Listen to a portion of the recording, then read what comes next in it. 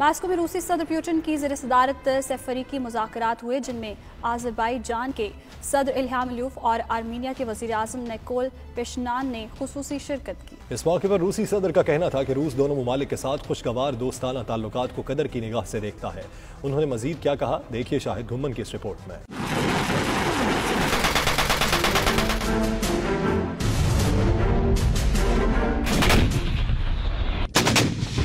Moscow में रूसी सदर व्लादिमीर पुतिन के इक़दाम पर जमहूरिया अज़रबैजान के सदर इल्हाम अलियव और जमहूरिया आर्मीनिया के वज़ीर आज़म निकोल पेशिनयान के मबैन सफ़रीकी मुज़ाकरात हुए हैं, जिसमें 9 नवंबर 2020 को अज़रबैजान, आर्मीनिया और रूस के रहनुमाओं के दरमियान होने वाले मुज़ाकरात की पेशरफ्त पर बातचीत की गई। रूसी सदर पुतिन ने कहा कि हम लोगों के मुस्तक़बिल के लिए संजीदा और मुखलिसाना फैसलों के साथ साथ मुसल्लह तनाज़े को हल करने के लिए भी कोशां हैं। बदकिस्मती से अज़रबैजान और आर्मीनिया के दरमियान जंग से बहुत सी अहम इंसानी जानों का नुकसान हुआ।